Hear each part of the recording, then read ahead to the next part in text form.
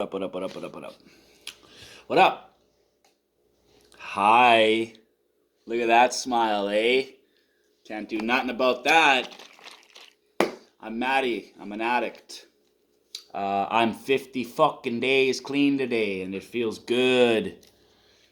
It's another milestone for me. Every day's a milestone, but they get a little bit bigger as we progress, right? So, I feel fucking good, man. Feeling good. I just did my workout. I went hard on my workout today because I got no school today or anything else going on. So I placed that, and I was kind of slacking off for the last couple of days. So I put that right at the top of priority, and I'm glad I got it all done already. And it's only 2:30 p.m. April 21st. I survived 420. Pretty awesome. Anyway, so yeah, I just finished exercising, and so I'm all pumped up. I feel really good, and I guess maybe that's inspiring me right now to make a video about why I've finally included exercise into my recovery and what it really means to me and why it's so important. Because, this is my fourth go at staying sober. And I want it to be my last. So for one, I'm kind of dabbling my fingers into everything, all of my options, and seeing what works for me. And I found that exercise is actually like the most important part of my recovery on so many other reasons other than just to get in shape or whatever. That's actually like not at all a reason for me.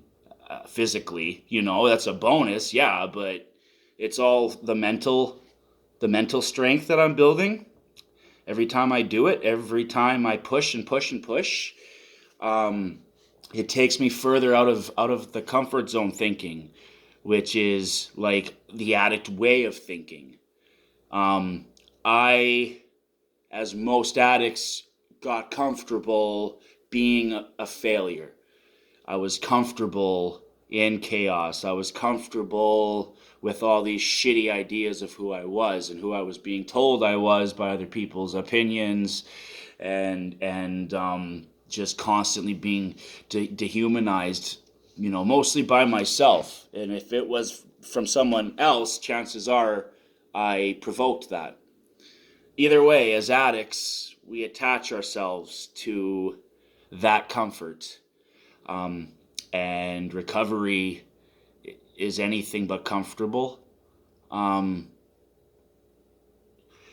We latch ourselves to that fear, and that fear is what stops us from progressing.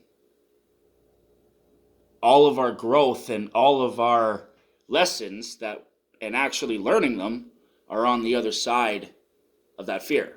You have to get through that fear. You have to face it, get through it, like naturally and not by coping with drugs, and get to the other side so that you can find the lesson, right? So when I exercise, man, not only do I get the endorphins that I crave so bad, but I know that I'm healing my mind and I'm improving my conscious contact with my higher power, because while I'm going through those sets, I'm talking to my God of my understanding, right? And I'm getting my strength from that, from something bigger than myself, and it's humbling me, and it's reconnecting all my brain cells, and it's helping me level out, and it's getting me healthier. My hormones are all getting healthier, and I'm sweating, and I'm earning, right? And I'm learning to apply that state of mind in every decision that I make in life. So it's so much bigger than just working out and getting in shape. That's not it. It's a lifestyle, and exercise has become a practice in lifestyle for me. And I really wish that I had stuck to that at a younger age. But here I am now. And, I got clean before and treatment and everything, man, but I never stuck to a healthy hobby, something that could actually change me as a person, emotionally and spiritually and mentally and everything, right? I was ignorant to how healthy physical activity actually is. You know, I was so buried under all the fucked up thinking, you know, that I convinced myself that it wasn't anything. It wasn't that important, right? Here I am, just fat and fucking lazy and fucking just no ambition anymore. I mean, I worked hard at my job, and when I applied myself with that, I was exceptional at work. So I knew I had the fire a little bit. I knew that I had the work ethic to put into it and that drive. I was just applying it the wrong way, you know? And, it was still benefiting me, but in other areas, right? It was getting me money, but the more money I was getting, the more I was using. So was it really helping me, right? Now I'm doing it for me, right? Um, it's a selfish program. This is a selfish program. And the further that you get down recovery and the more knowledge that you gain and the more contact you get with the higher power and the more evidence that you get and the stronger your faith gets, the more you begin to understand how all these little things that you pick up in recovery play a huge factor in your growth, right? And today I owe it to my physical activity, the therapy, my schooling, all of this stuff that is hard to do. It's hard, right? But I'm benefiting from it because now I'm able to cope with hard situations, right? I wrote a letter of apology to my ex-girlfriend, right? That I knew she would respond the way that she did, and I did it anyway. And she responded the way that I expected her to, with anger and hate and disrespect and pain. Because this is a girl that I pushed to that limit, right? But I put faith in what God was telling me to do, and I kept my side of the street clean. So regardless of how she wants to react or anything, she knows I'm sorry now. And I know that I'm sorry. And I know now that I've done everything I can do to keep my side of the street clean in that situation, right? That's a healthy coping way of thinking that I earned through earning back my self-respect through not using, having that strength, that resilience, practicing my resilience through my working out, practicing my resilience through not contacting toxic people, from saying goodbye to people, saying goodbye to a toxic work environment, letting go of everything that was crippling me in one way or another and replacing it with something healthy is hard. I had to add physical activity because I hated it. I hated it, right? I hate everything that benefits us. We seem to hate, right? But here's what I loved. I loved sex with whoever. I loved drugs. I loved toxic women. I loved, selling drugs and that lifestyle. I loved my ego. I loved, money. And every single one of those things that I loved have almost killed me. So we love the wrong things. We become addicted to the wrong things. We get comfortable loving these wrong things because it's the only thing that's familiar for us. It's not unknown, right? But when we start to journey down recovery and we're doing all these new things and we're doing it all off of faith because it worked for someone else, right? That's scary shit. I'm still scared daily. But that fear, I'm learning to use that fear now as motivation. And I'm learning, to use things that are meant to hurt me as strengths. And that's a blessing, and that's a gift that I get through practicing my recovery. And exercise is part of practicing my recovery, and it's a big part of it because it builds my resilience. So, I mean, for me, it's all a mental thing, man. It's all a mental thing. And I owe so much to just getting my ass off the couch, and doing something physical every day to get those endorphins flowing and to get that balance. Um, I'm incredibly grateful right now, and when I could be sitting here in self-loathing, I could be sitting here in self-pity.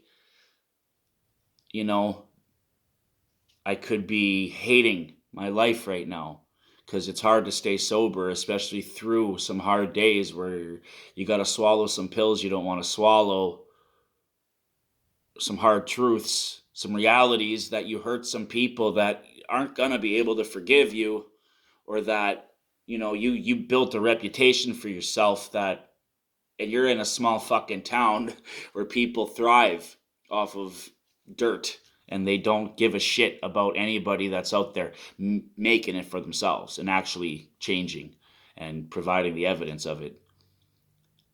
These are all harsh realities of recovery, and making amends isn't a walk in the park at all,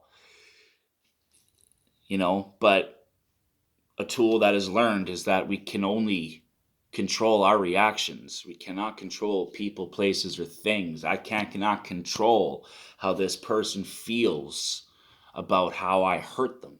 And I can't blame them either.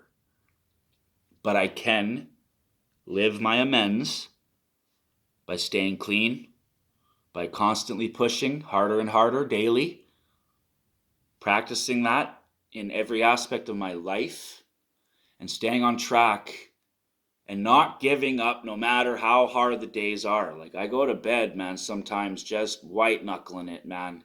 And sometimes all of the support and literature and faith and activity and dieting and help isn't enough.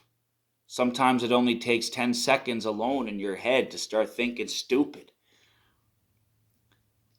And sometimes all you have is your own sanity to get you through it.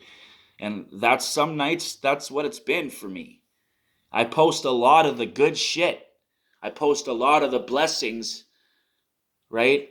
But a lot of people, nobody really, other than my sponsor, really knows the struggles that I go through to stay clean and to not just stay clean, but to keep making these risks to change my life into something I don't want to run from or hide under a persona of being an angry person.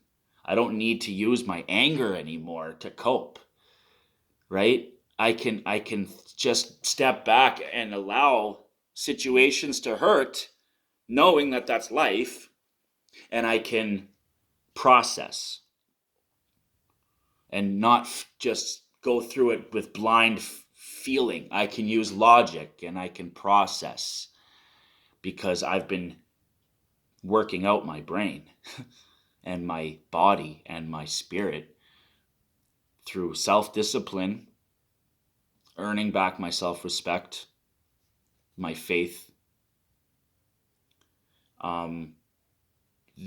I'm getting the gifts now of just being able to cope without being self-sabotaging or destructive or angry or controlling or jealous or toxic.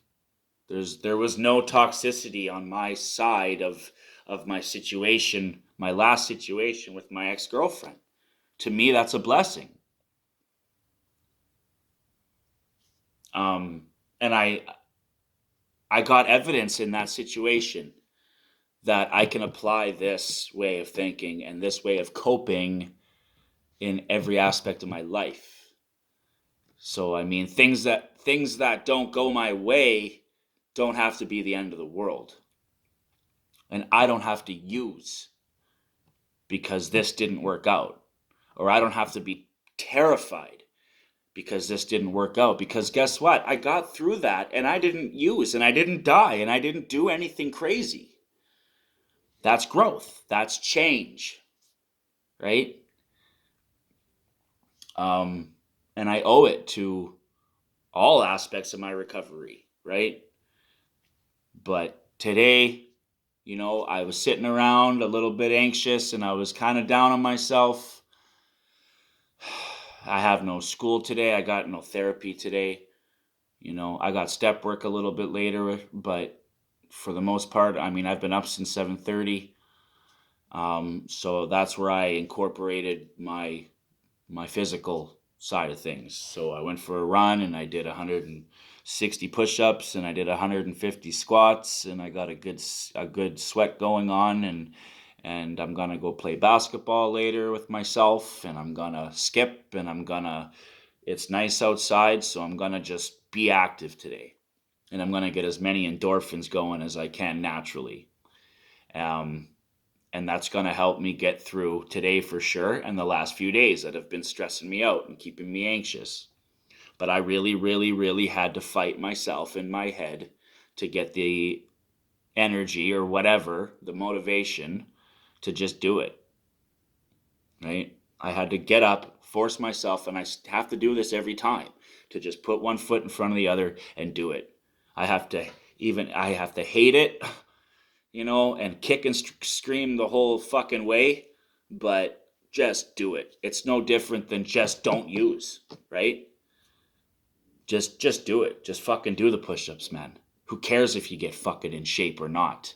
You'll feel better after doing them. Who cares if people are fucking hating on you because you're not built like a brick shithouse? Who cares about other people's opinions? Do you respect yourself? Do you know in your heart that you have earned your own self-respect back? I do. Ain't nobody else was there in detox cuddling up beside me when I was fucking puking and crying and dying, and that was all me. The only person that got me through that, the only thing that got me through that, the only strength beyond my own, guess, right?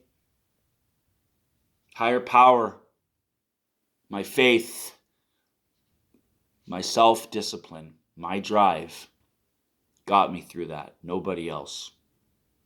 And I did this for me, and I continue to do this for me.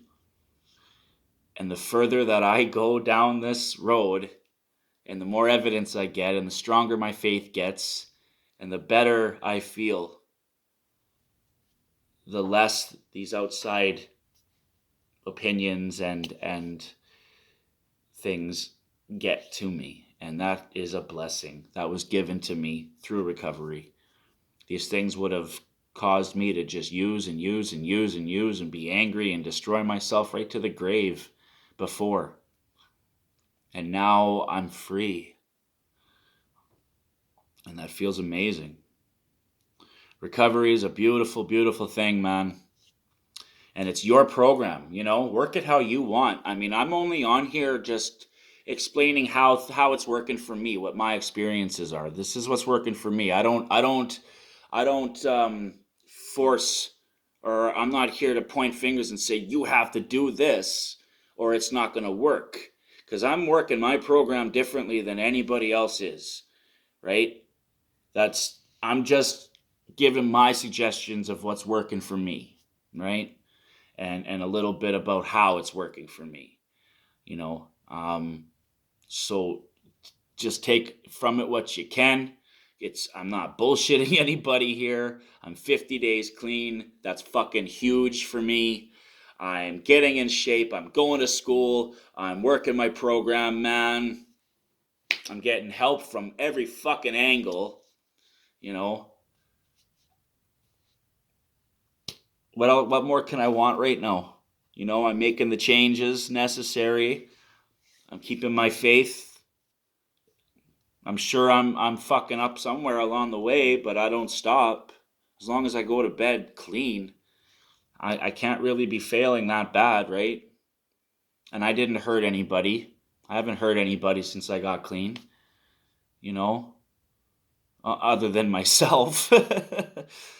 But that's all. You know, it's not as bad as it was, you know? And that's a blessing for me. And so, I mean, if anybody's getting anything out of this, awesome. I'll stop there. I wish everybody that's in recovery a happy 24 hours. Never forget that day one feeling. Keep that hunger, you know. Um, get out there and do something nice for somebody today. Get out of your head. Maybe do some push ups or something. Peace.